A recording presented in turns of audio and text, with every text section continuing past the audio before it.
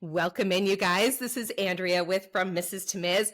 I am so excited today, and you guys can't see her. I get to see how darn cute she is. I have the amazing Amy Green Smith in the house with me today. I'm so excited to introduce her, but I'm going to say hi first. Hello, hello. Hi, Andrea. I feel like we are kindred spirits already. I know, it does feel that way. It's been so easy. We were just kind of chit-chatting first. It's been so easy, but I want the audience to know exactly who you are. So I'm going to give you a little bio here. So Amy Green Smith is a certified and credentialed life coach and hypnotherapist, masterful speaker, and personal empowerment expert. Amy uses her roles as coach, writer, producer. Amy uses her roles as coach, writer, podcaster, and speaker to move individuals beyond limiting beliefs and sabotaging mindsets to a place of radical personal empowerment and self-worth. Wow, that was an amazing statement right there. With acute focus on helping people find their voice, Amy uses her popular weekly podcast called The Bold-Faced Truth to address issues of worthiness, self-confidence, and letting go of people-pleasing to assist listeners in creating and living radically joyful lives. Amy has been instrumental in aiding thousands of women in stepping into their authentic power and crafting lives they desire. She is highly sought after for her uncommon style of irreverence, wisdom, and humor, and has been a featured expert in Inspired Coach magazine and on Fox 5 San Diego. Welcome to my show, Amy. Hi, I'm excited to hang out. I can talk about this stuff for hours. So. Good, because that's what we're about to do. So nice. I love it. And what an introduction for you, because that just really says so much right up front. And I was kind of telling you before we got on here, for me, I am a little bit of a people pleaser. I really worked hard to kind of come out of that spot a little bit, but you do tend to just fall back into it. It's something very easy to fall back into. So let's start at the beginning. Tell me, how did this all come about? What transpired in your life to bring you to this point? Yeah, so I think, like yourself, many of us end up in these, quote, expert spaces where we kind of had our own tumultuous journey where we had to learn the lessons the hard way. Yes. And that's sort of how we ended up teaching and sharing and doing the work that we do. In my situation is very much the same. So for a bit of context, I grew up in an extremely dogmatic, born-again Christian family. And my father had a master's in divinity and a doctorate in ministry. So clearly not fucking around over there. Not at all. Well, shit, howdy. I mean, we were at private Christian schools our whole life. And, it was Bible studies on Wednesday, church on Sunday, and then there was always like worship, like youth groups and all sorts of different things that we were very enveloped with. And by all accounts, I was the proverbial oldest sister, the oldest child who was the overachiever, put myself through college, got, straight A's, all of that stuff, started working when I was 14. And then compared to my two younger siblings, they both had trouble with the law and did jail time and, it had a much more difficult path, and that will come in a little later. So in 2007, my father ended up passing away. And it was through complications from a pretty invasive surgery. And I knew very concretely that I was going to speak at his service, but I also was working as a makeup artist at the time. And so I felt very convicted that I was going to do his makeup for his viewing. So we've reached the dead dad makeup portion of the show, y'all. Yeah. I saw that on your website and I was like, oh, no. Yeah. So tell me more. Well, I very much felt like, he had built his life speaking and teaching and educating. And if the situation was reversed and he opted not to speak at my service, I'd be kind of like, come on. So I thought it was an asshole move to be like, Dad, get yourself your own makeup artist. Even though I know everyone would understand, yes. I felt like I had this skill set. Of course I'm going to do that for you. Yes. So I speak at the service. There's hundreds of people. And even though I don't align with the faith traditions that I was raised with, he was still such a beautiful and incredible human and had touched so very many lives. And so needless to say, Andrea, I feel like I'm winning at daughter that day. Yes, absolutely. Right? winning. Dead dad makeup. You are Hashtag winning. winning. Speaking Yeah. to all these people, not to mention that I'm an agnostic atheist and all of these people are like laying their hands on me and, you know, being around an environment that is very religious, like trauma for me. Yeah. And so that was difficult. So we get back home to my mom's house and she finds it the most opportune time to say, it feels as though your father and I have failed as parents because the three of you, grouping me in with my two younger siblings, were, quote, not walking with the Lord. And it just, you know, that we had not continued the faith traditions of the family. Yeah. And the only thing I could kind of muster in that moment was, I don't think you should say that to a child. Yeah. And she said, well, that's just how I feel. And granted, she's in the throes of grief as well. Right. And, you know, they had been together for almost 30 years. And so I know she was in a rough patch as well. But that was such a pivotal moment for me because up until that time, I had prepped my partner every time we would go visit my parents. I would say, okay, no cussing, no drinking, no Jon Stewart, no South Park, no Howard Stern, no fucking liberal agenda, like none of it. None of our normal life. Don't bring it in. Right. Yeah. And meanwhile, as a makeup artist, I'm doing makeup on my husband. We're doing drag shows. We're doing all this fun stuff. And I didn't verbally acquiesce, but I did allow my silence to make me a liar.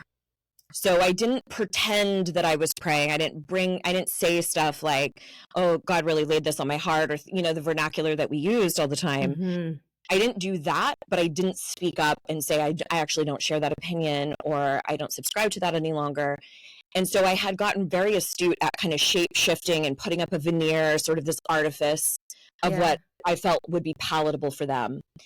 And that was the breaking point where I was like, listen, in my head, I'm thinking, standing up for yourself, speaking up for yourself, establishing a boundary is very, very rarely an ultimatum. Yeah. But there are times when it is an ultimatum. And, you know, divorce, I know you've talked about that a ton of times. Like, that is one of those situations where you say, if push comes to shove and I have to decide between making you happy or making me happy, I'm going to choose me. And I don't like that I'm in that situation. Yeah. But that's what I'm going to choose. And I'll tell you what, after that, it was like the floodgates had opened. I became incredibly adversarial and combative. I'm not proud of it. And I think I was also bolstered by the fact that my mom was no longer, it wasn't 2 against 1. It was now just 1 against 1. And it was much easier to kind of find that bravado. And it wasn't until many, many times of walking back my delivery and saying something to her like, hey, listen, I still feel very strongly about what we discussed yesterday, but I should have never said it in that way. I should have never spoken to you in that way. And for that, I'm incredibly sorry. But I find that so often we're uncomfortable with being at odds with someone or wanting different things that we walk everything back. Our viewpoints, our stances, our opinion. It's like I didn't have to apologize for what I believed. I had to apologize for something that was unbefitting of me, which was my delivery. And it wasn't until doing that many times that I realized, oh shit, you can actually speak up for yourself. You can ask for a divorce. You can ask adult children to move out of the house. You can end business relationships with the utmost grace and kindness and respect and compassion. And that really folded itself into the work that I do now, which is primarily twofold. It's this internal belief system of I'm innately worthy. I do deserve to take up space. I deserve to have my voice heard. It's that internal element. And then the external piece of, well, how do I now communicate with the outside world? What does boundaries look like? What's the anatomy of a difficult conversation? How do I say no? How do I contend with people pleasing? And so my work is very much focused on those two elements.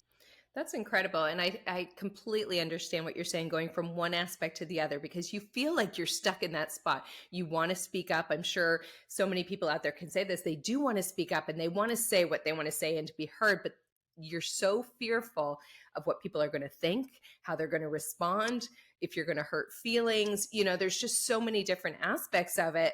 And then I think we just tend to kind of climb back inside, and it's just easier to just go along with it and just say yes, right? Yeah. So what do you describe? What would be your definition of people pleasing if you had to give a definition?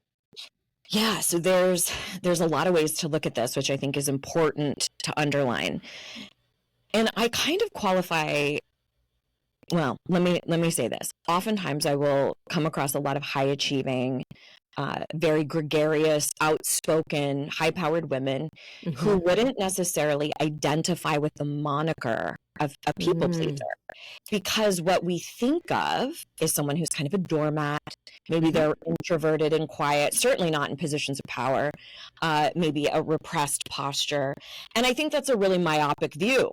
And so a lot of times I'll say, okay, you don't identify as a people pleaser, but how invested are you in the opinions of other people?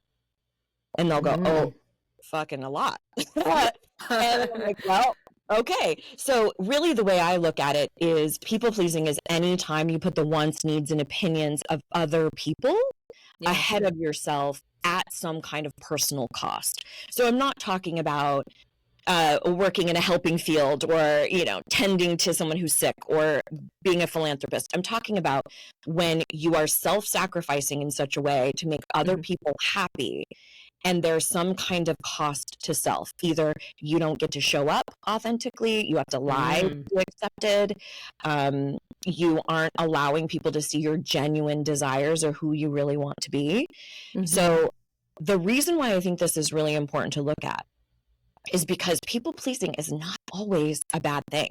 Yeah. In fact, it is directly related to how we take care of ourselves, our primitive fear responses. I don't know if you've dug into this much at all, but we know about fight, flight, freeze, right? Yes. Yes. Well, there's this newer one kind of in the conversation called fawning. And the idea is, if, let's say primitively, for primitive humans, if we were about to be attacked by a mountain lion, let's say, to fawn in the place of that aggressor, we would go, here, kitty, kitty, kitty, here's some food. We placate. We acquiesce. Well, guess what? All of our primitive fear responses have modern iterations. And the modern iteration of fawning in the place of danger is to people please. So if we think about that, I think many women listening would know what that's like to placate a man so we don't get fucking murdered. Yeah. Right? We know what that's like. We know that if you say, fuck off, you're more likely to get attacked than if you go, oh, thank you so much thanks for the drink, but I'm going to pass. But right? That is where people pleasing might literally save your life. Yes. Now, that is a very different motivation than people pleasing to outsource your self-worth. So two totally different things. So I think one of the ways this shows up the most acutely for many of us is in the workplace. So sometimes we might want our boss to approve of us because we need the job, right? We need that next promotion. We need the paycheck. We're not in a season in our life where we can just job hunt. So I might kiss ass a little bit for my own livelihood. Right? So you're motivated from a place of self-preservation. Now, if I'm motivated to please that boss because I need her to like me, because then I'll be valuable, then I'll be enough, then I'll be worthy, now I'm outsourcing myself. Yes. And not your true authentic self. Yes. And a lot of times we will do this with bosses who remind us of a primary caregiver, a mom, a dad, and maybe we go, oh, wow, here's my second chance at gaining approval that I wasn't able to get in my youth. And so now I can outsource that self-worth. I can hustle for that worth from that other person. And sometimes it's both. And that's where it gets a little complicated. Yeah. And so much of that, I'm just trying to absorb it and take it all in because, like I said, I've been on so many different sides. And I think a lot of people, especially my listeners that are coming out of a divorce or some kind of heartbreak or tragedy, and they're probably feeling as though they need to just acquiesce to everything, just to kind of get themselves back into society, to feel something again, or to feel needed, wanted, and self-worth. So I think that's such a great point that you made. And you talk on your website a lot about finding your inner self and discovering your voice. So how do you start to say no instead of yes? Where do you even begin with that?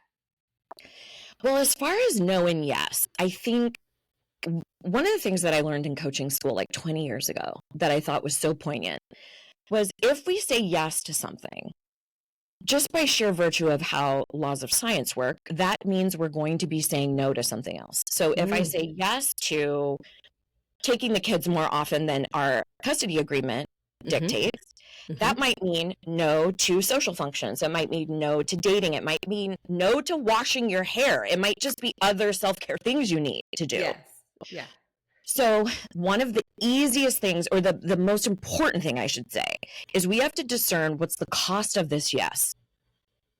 So what that looks like is a little bit of time to decide if we're going to say yes or not. So the first item of business is to buy yourself some time as far as a tactic or a skill. So that might sound something like, how soon do you need an answer?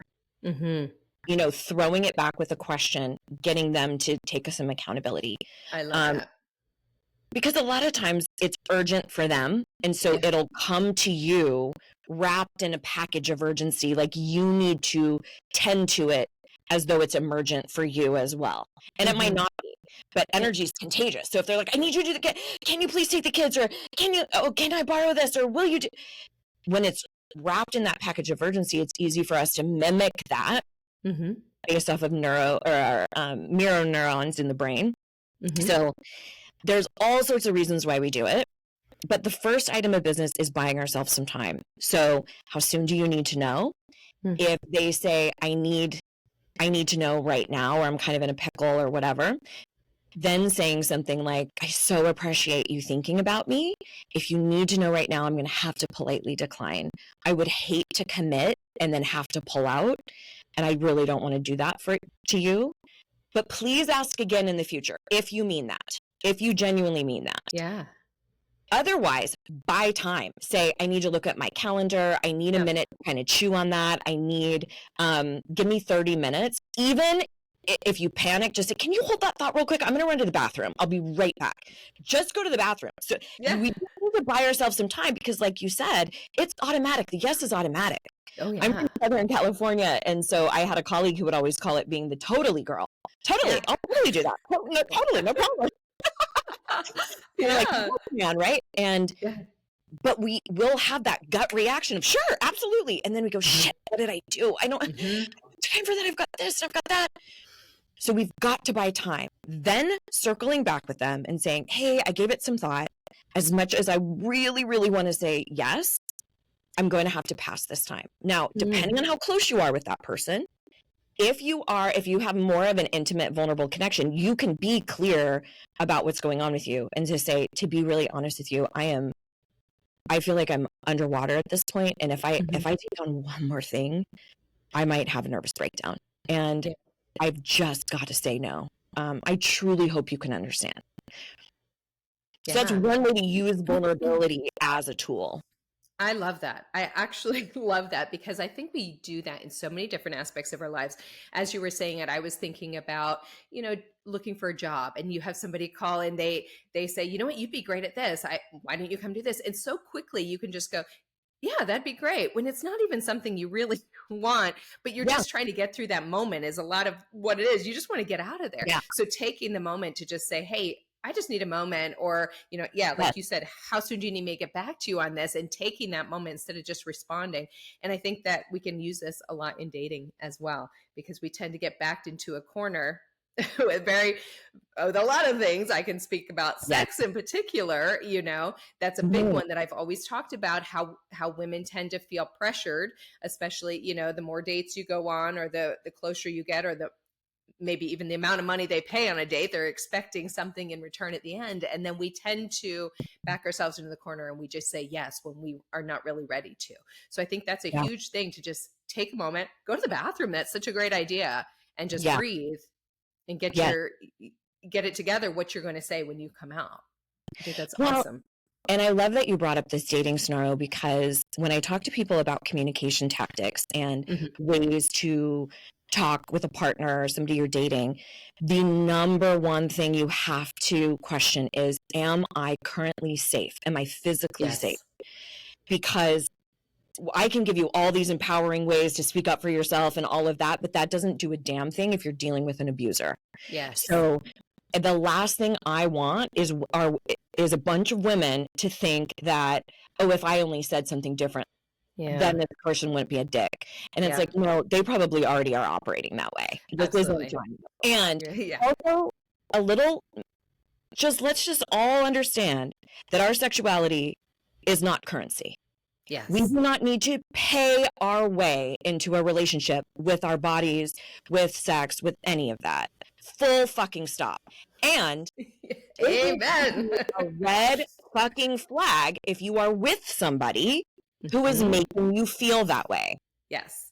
Okay, so read that as a red flag. If you are having any type of engagement with somebody other than, I want to make sure that you're totally ready and zero pressure, and it's fine if that party, and I'm speaking in heteronormative terms, if he's saying, you know, I'm ready whenever you are, and isn't pushy, that's fine. But if somebody is pushing you, if you're feeling like there's comments that are being made, like, well, since I got dinner, or, you know, shit like that, red fucking flag, y'all. Get out. Red flag. We're throwing the flags here. Yeah, your sexuality is not currency. It is not currency. Our body, our beauty, our ability to birth children is not currency. Absolutely. To pay our way into relationships. Get fucked. Well said. I feel strongly about it because, as you should. Well, on a meta perspective, when we talk about, especially in the States, culturally how we are raised, think about, I mean, if you're elder millennial or Gen X, you grew up with toys that were all about caretaking or beauty, right? You learn how to use the Tasty Bake Oven so you can cook for everyone. You learn how to change babies and you do all of that. Or you see Barbies that tell you exactly what you should look like. Even if you are a career woman, you still need to look flawless, right? So we get a lot of messages. And so no wonder we grow up and we go, I don't think I'm enough. I don't think I'm worthy. Because we already have a social structure that says you're worthy only if you can produce these things. So where does that leave us if we're not in a flawless body, or we don't really want children? Like, obviously we know in our political climate right now, that's coming under fire. Yes. So we have to recognize that we're not just uniquely broken, walking around going, I'm not enough or I'm not worthy. There's a very specific social structure that's been put on us to say, no, there's a hierarchy. Men are better than women, literally in the workplace, worth more than women. So of course we think we have to work harder to prove our worth. Of course we don't feel enough. And that extends to all marginalized identities. Like, able body is better than disabled. Straight is better than queer, right? We have all of these different delineations. So no wonder if you're in a conglomeration of those marginalized identities, that you have an extra level of fighting for worth. So I think that's important to tell everybody, because we also are in a hyper individualist culture. So we think, I got to do it all myself. There must be something uniquely wrong with me. Andrea's figured it out. Amy's figured it out. So-and-so down the street, they've got it. Like, what's wrong with me? And I want to underline that, yes, you get to fix all that. You get to alter that and change that. But there is a systems failure. It is not a you failure. Well said. Well said. So, no, and I love it. It's such great points, because I just try to talk about that all the time. And, you know, the importance of self-love and knowing your worth. And I know you talk about that so much. And so when you're working with your clients, what path do you start on to go down this self-love path for them? Where do you even begin? How do you get somebody that walks into your office that is just so lost, so broken, and feels exactly like you just said, you've got it all together, why can't I? Where do you even begin with something like that? Well, first of all, you are not broken. It's likely your beliefs kind of suck, and those are malleable. We can change those, but that's not you. And I know you've had various guests who've talked about how we build those beliefs a lot of times up until about the age of 7 or 8. Yeah. That's beliefs that we've adopted without full consent, right? Yes. Like Yes. I never consented to the idea that my value was if I was pretty and could pop out kids. I never consented to the idea of being worth less than men financially in the workplace. I didn't consent to that. So, and with my specific situation, I didn't consent to the belief system that I was indoctrinated with. Yeah. And so there are so many things that are kind of stacked against us. So the first item of business when we start working through this stuff is I do a signature program that it's the only way that I work with people. Once a year, I do it as sort of a small group intensive that lasts about 9 months. And then the remainder of the year, I offer it as a one-on-one program. Okay. But the starting point of it, we do emotional intelligence work, we do inner child work, and then we really dig deep into belief systems. And then we'll start moving into identity, because it's sort of this idea of untangling all the things that aren't working, right? Yeah.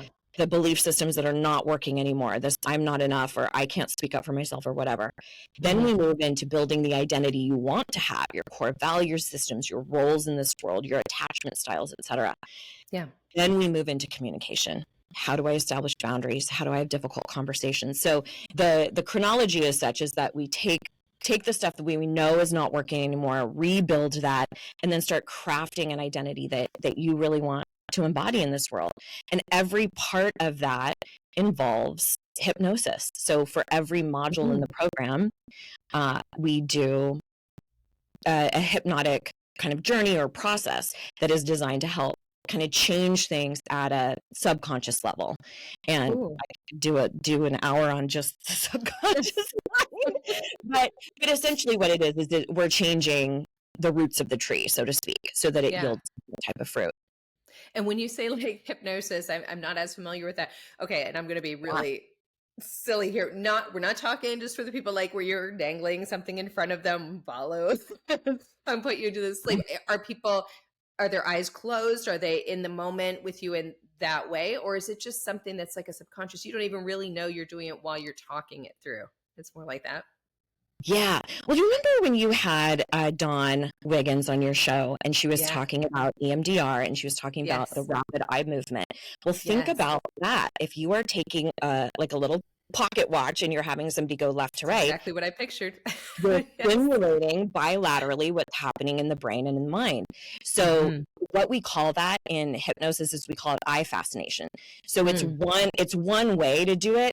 I oftentimes will have somebody just focus on a spot on the wall or ceiling, and as they're focusing intently, their eyes will start to get really tired, and it's just the sheer labor of the process. It's not mystical. It's just your eyes get tired.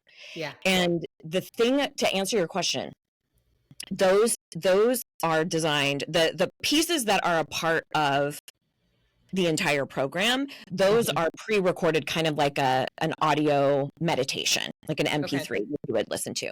However, I do with the people who go through it, if you're one-on-one with me, we can do hypnosis every time we meet up. And so usually people will do kind of like a little medley of both, but I do it via Zoom. Everything I do is virtual. Yeah. And so I can do it completely through Zoom. It's not an issue. But really to kind of dispel what it actually is, the most rudimentary, basic understanding of what hypnosis is that it's just a slowing down of the brainwave state. That's it. So when we're awake, our brainwaves have to fire a little bit more at a faster pace in order for our body to move and to handle life and to run and all sorts of things. And then as we start to slow down and rest, we'll pass through a brainwave state that is called theta. And it is that if you ever have that experience where you drive to a location that you've been before and you're processing this conversation you had earlier and you should have said this, and you get to your destination, you're like, holy shit. Yes. I don't remember the drive. That is a hypnotic trance. So you can really see the delineation between conscious and subconscious. Your conscious mind is thinking about that conversation that you had. replaying, like, I should have done this, I should have done that. Your subconscious, beneath the consciousness, it knows how to drive. It's been driving for 20, 30 years. It knows how to get to that store. It knows how to park. It's the same reason why if you see a heart, you don't have to tell yourself that symbol means love. Yeah. It's already running beneath the surface. It's ingrained. The same is true for, I need to make sure everybody is happy in order to stay safe, right? We develop the same sort of subconscious knowns. We call them knowns or unknowns, right? And so we oftentimes will develop a positive association with something like that, like perfectionism, people-pleasing, control, because it was a way we stayed safe when we were younger. Yeah. And then we live into it as we're older. So anyway, then as the brain waves continue to slow, then we go into full-on delta, which is completely asleep. And as the brain waves slow down, so too does your functions as far as being able to move your body. Otherwise, we'd have dreams about running and we'd be like, right in our bed. No. So the brain waves have to slow down so that we can actually rest. Well, there's something that's really fascinating that happens in that little twilight theta wave state. And we pass through this organically, naturally, every single day as we awaken and as we go to sleep. And you might notice it when you're really delirious, when you're super tired and you're like, what did I just say? Shit, I gotta go to bed. That's also hypnosis, right? We go through it sometimes when we're praying or when we're singing or when we're watching a movie or reading a book. It's just a slowing down of the brain waves. But what's rad about that theta wave state is the inner critic, the critical factor of the mind, goes to sleep. So when you are in a conscious part of the mind and you start you're awake, you're fully awake, and you're like, I'm going to do affirmations and I'm going to tell myself I'm capable of speaking up for myself, or I am enough. That inner critic goes, fuck no, you're not. Right. Oh, get out of here with that dumb shit. Oh, how cute. You listen to a podcast and now you're going to try all these tools, right? Because what it's doing, what that inner critic is doing is it's dividing between the conscious part of the mind, which is maybe, it depends who you talk to, but like 5 to 10% of the mind's power. Okay. The majority of the mind's power, 90 to 95% of the mind's power, is subconscious. We don't have to tell ourselves how to breathe or how to sleep or how to, swallow. All of that stuff is just running underneath the surface. Or, like I said, we don't have to tell ourselves, oh, that means love. That shape means love. Yeah. We just So know. basically, that little inner critic is checking for congruency between what you're saying consciously and what's down here in the subconscious. So if you've already established a known, like a positive association with people pleasing, with talking shit to yourself, that becomes the governing kind of fuel in the tank of the car, so to speak. So imagine trying to change that with just like 5 or 10% of your mind's power. Guess what's going to win? That's subconscious every time. So we need to change that. Now you can change the subconscious through repetition. But so often that kickback from the inner critic is so strong that people don't follow through with the repetition because it feels so like if I say, okay, stand in front of the mirror and say, I am enough for 30 straight days. You're going to give up by like day 2 because that kickback is so strong. It will create change over time. 100%. But it's more challenging for us logically. So when you're in that hypnotic space, that inner critic, it's kind of like giving a little treat to a guard dog. And it's like, all right, I'll allow it. And it kind of cozies up in its little bed. And that way you can start feeding in concepts like I am enough, or I'm capable of speaking up for myself, or this is possible for me. I can trust myself. I deserve reciprocal relationships, things like that, without that kickback. And it anchors into the subconscious so much faster. Wow, I love that. That's how that was put, because I've always tried to work on that, with the self-positive talk, and you say the things in your head and you try to maybe replace each negative with 2 positives, little things like that. But it is the repetition of it that is going to outweigh that subconscious, so you can actually believe it yourself. Yeah. Right. I actually have a tool that's sort of a workaround. So if you're not, listening to hypnotic tracks or working with a hypnotherapist or whatever, you can totally do self-hypnosis too, by the way. What we want to do, so this is a tool that kind of gives a little greenie or a little treat to that pit bull that's guarding, the inner critic, right? It's just guarding is what's coming through consciously match what we know subconsciously. And it's a concept that I've coined progressive language. And so what this means is, instead of saying something like, I am enough, you would use something as a qualifier at the beginning of the statement to make it sound like you are on your way. So it might sound something like, I'm exploring what enoughness looks like, or I'm re-examining what self-love means. I'm open to the idea that there's somebody out there for me. So you're not fully there yet. Yes. You're on your way. You're preparing yourself. And does that make it less like intimidating, less scary that you're trying to get to this one place so quickly? It allows you the time, kind of like you said, to go and take a moment. It allows you that moment to kind of figure out your way. Is that what that allows? Well, it depends on how bad that inner critic kickback is. So for example, this is if you want to start saying positive things to yourself, you want to start using affirmations, but when you do, you feel so stupid. It feels like such a lie. You don't feel like you can deserve it. That's when you would use this tool.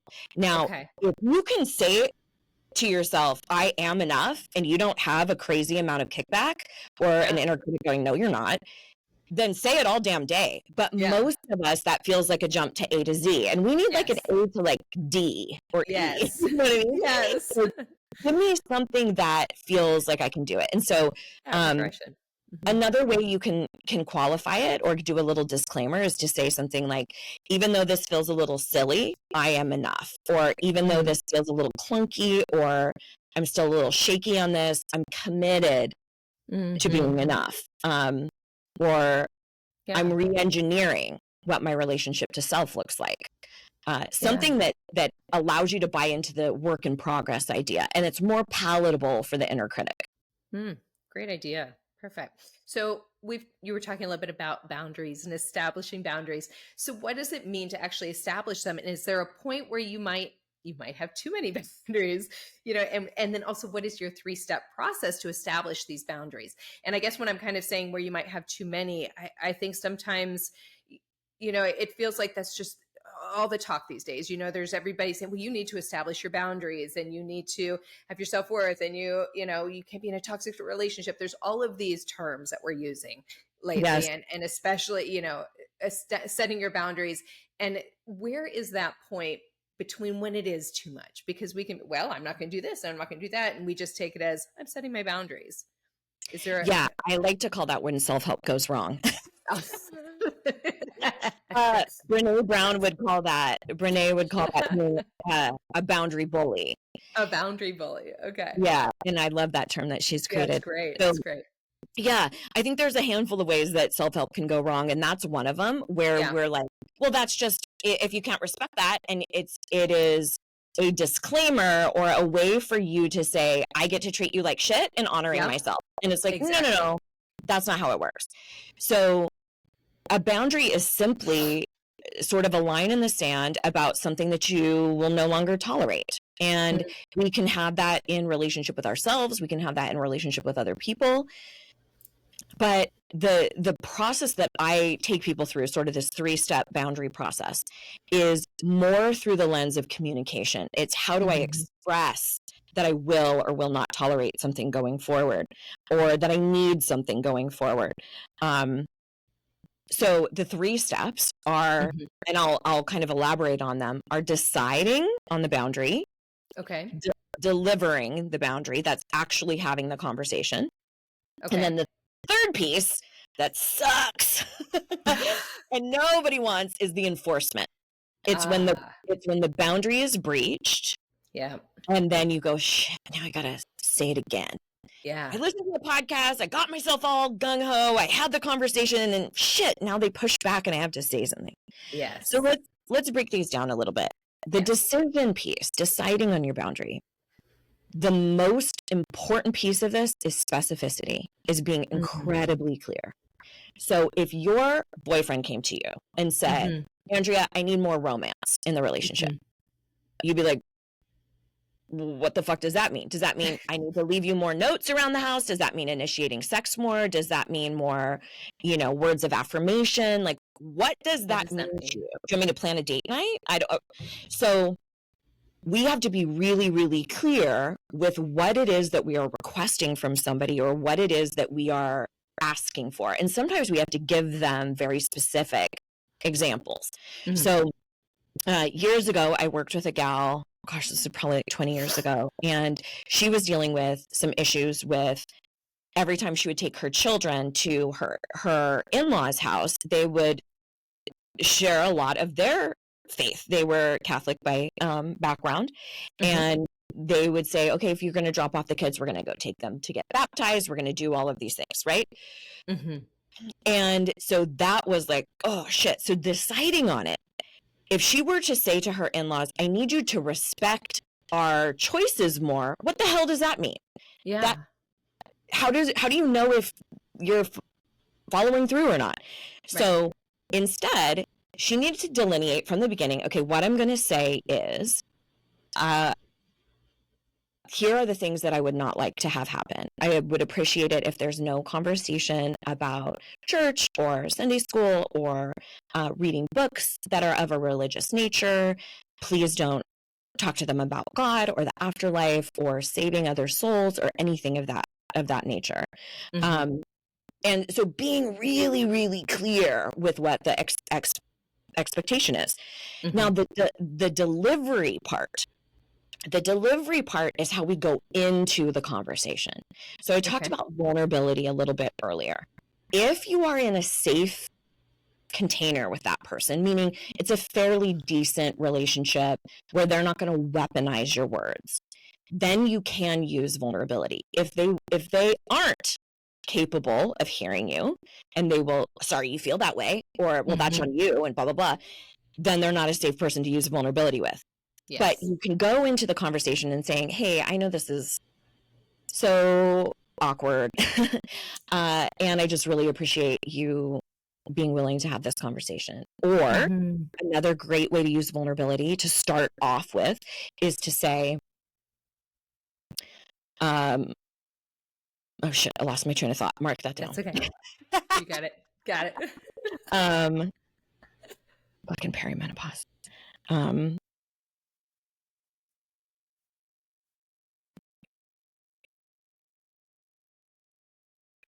Oh, yes, got it.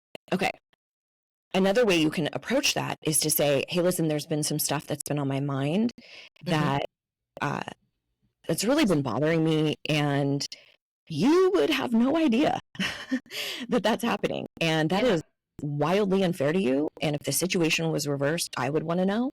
Yeah. So, and this is where you spell out your first request. Your first request is just how you want the conversation to go. Okay. So it would be something like, so I'd really appreciate it if you just hear me out. And then it's basically saying, please don't interrupt. Yeah. I'd really appreciate it if you just hear me out. And then I'm happy to hear your perspective. I definitely would, if you are. Some boundary conversations are, this can't happen any longer, full stop. Conversation, yeah. But if you're in a collaborative relationship where you want the relationship to continue on beyond this conversation, then it's usually you want to use a little bit more of a softer delivery. Because think again, we have those mirror neurons in the brain. We will naturally mimic, it's a defense technique. We will mimic other people's emotions. Sometimes it's called emotional contagion, where we will take on what they are exhibiting. So for example, if you cut somebody off in traffic, and they start honking at you and screaming and flipping you off and stuff, our reaction is to mimic that intensity, right? We either go, oh my God, sorry, right? Which is fleeing, or we fight and we go, fuck, I didn't even serve you. What's the problem? Like, we don't go, you know what? Thanks for bringing that up. I'm going to drive differently next time. Yeah. We will naturally mimic what we are presented with. So when you go into a conversation and you are like, yeah, I got something to talk to you about. We need to talk. You will naturally elicit from them a defensive response. Mm-hmm. So think about what you want from them. You need to embody that, and that will feel counterintuitive because you feel threatened. You feel Yeah. wronged. You feel like you want to use your defense technique. It's not wrong that you feel that way. Yeah. It's just not effective. It doesn't usually yield the results that you want. So in that delivery piece, part of it is that really soft entrance into the conversation. And then you kind of say, here's the situation that happened. Yeah. Here's how I interpreted that. Here's how it landed for me. Here's what I'm making up in my mind. And then finally, here's my request. So in this anecdote that I was sharing earlier for this friend of mine to say, so I would really appreciate it. Again, I do not expect you to agree with me at all. Yeah. And I know your faith is really important to you. I don't want to take anything away from that. I would just like also the same respect in return that our decisions for the faith of our family or the absence of faith in our family is respected just as much. And again, you don't have to deliver an ultimatum or anything like that because it's highly likely they're going to breach the boundary. Because think about how many years, and you can probably attest to this, how many years have you been walking around being a people pleaser? They're probably really, right? They're probably really used to you going back on it and going, oh, no, that's fine, or acquiescing or whatever. Yeah. So a lot of times it's not ill-intended at all. They're not like, I'm going to really try to make Andrea's life suck. Yeah. They just are like, oh, I'm sure she didn't mean it. They're not trying to be malicious most of the time. Now, sometimes there are, but most of the time they're just like, oh, this is new. I'm sure it's not going to stick type of thing. Yeah. So in the enforcement piece, in that third step, then it would sound something like, let's say your kid comes home and they were talked to about church or about eating the body of Christ for and drinking his blood. And yeah, but we don't like witchcraft, everybody. Anyway, so they come home and they mention something like that. And you go, oh shit, they breached the boundary. This is the time when you get to decide how many times am I willing to reinstate that boundary before I institute a consequence. And that is going to be different for every person, depending on the relationship in every situation. You might think, okay, based off the history, based off of this, they've been really accommodating. They're watching the kids. They've been amazing to us most of the time. This is this one sticking point. I'm willing to restate this probably 3 or 4 times before I say they're not coming over anymore. So you give them that opportunity. So you might circle back and say, hey, Timmy came home. Timmy came home and mentioned that he was, that you all were talking about taking communion. And I know this is newer for me to be sharing that we're kind of coming from a different faith standpoint, and we really want to raise the kids without any major denomination. We want them to search out their own spirituality. Again, I don't expect you to agree, but I do expect respect for those decisions. So again, I'm going to say, please do not do that. I don't want to have to make an alternate decision if that keeps happening. So you can kind of like allude to that, then it would just escalate more and more where you say, hey, listen, I've revisited this with you multiple times, and you've shown me over and over again that it's not something you're interested in accommodating. And, for that reason, we're going to search out other opportunities for the kids, or we're only going to let them be there when we're there, where I'm going to have to leave the premises, or we're going to hang up the phone or whatever, if anything happens, you just, whatever the consequence is going to be. But that's sort of the terminology: deciding, delivering, enforcing. Wow, that's an incredible 3-step process, and it all makes sense. It so makes sense. And as you're saying it, I'm telling you, I'm living this, because I'm just like, oh, I know what that feels like.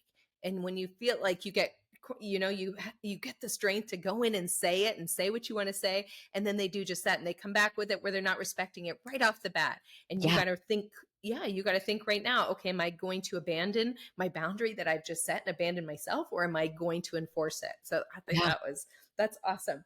And you had a great line on your website that stated, you are responsible for your intention, not your reception.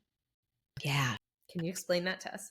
Yeah. So this is essentially the idea that you are responsible for who you are being, how you are showing up, how you are handling yourself in this world, according to you, according to your rubric, your own measurement system of my values. Who do I want to be in this world? And that's not everybody is going to agree with that. And so I'll give you an example. At the 2016 election, I did a podcast episode that was around how do we deal with this as sort of this polarized community, more so than we've really ever been, at least that most of us can remember. And we're going into the holiday season. How the hell am I going to deal with my cousins and my, right? So I wanted to put forth a podcast that was about how do we have healthy communication with one another when we are diametrically opposed. Yeah. At our core, at our core beliefs and values. So it had a bit of a provocative name, and the reception from that episode was all across the board. Some people said, thank you. Oh my gosh, I loved it. I had no idea how I was going to navigate the holidays. Thank you. Thank you. Then there were other folks who were like, oh, I didn't catch it. I stay away from anything political, whatever. Then there were people who were like, you lost a listener, blah, blah, blah. And I'm like, did you listen to it though? And they're like, no, I didn't. And I'm like, well, peace be with you. And then don't let the door at your ass. So when I evaluated that and I said, okay, my reception is all across the board. It's literally impossible for me to appease all of these different parties. So I need to look at, am I proud of Amy? Am I proud of how I showed up? Is there anything I would do differently? So I went back and I listened to my episode and I went, no, there's nothing I would change.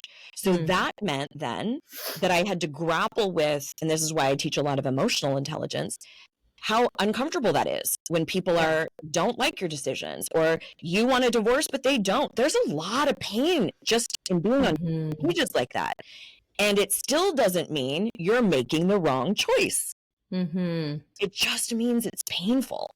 And that's a part of that emotional growth and intelligence that needs to happen. And distinguishing between the two. Yeah. For sure. Yeah. Ooh, this is a lot of incredible information so far. And just talking to you, we still have so many more questions that I want to ask you. And I want to even throw in there talking about, because I think a big topic that I've talked about in the past is even related to sex, faking orgasms and being a people pleaser in the bedroom. And I just want to touch a little bit on that too. And then I have a little game for us to play later. But what I want to do, because this is so long, I want to break this into 2 episodes, if that's okay with you. And I want to have you come back and do a second episode with me so we can continue on, because I am just getting so much personally out of this. And I'm sure my listeners are as well. So if you're cool with that, I would love to have you come back and we will finish this discussion and go into even more depth into that. So thank you so much. Wonderful. So I just want to thank the listeners for listening this week, and tune in again next week. We are going to have Amy back with us to continue the conversation, and we have so much more good stuff to talk about. So please tune in, and we will let you know exactly where to find Amy, and I'll have that all in the show notes for you, and we'll discuss a little bit more in depth her special retreats she does in her sessions on the next episode. So don't forget to tune in, and we'll talk to you soon. Bye. Okay.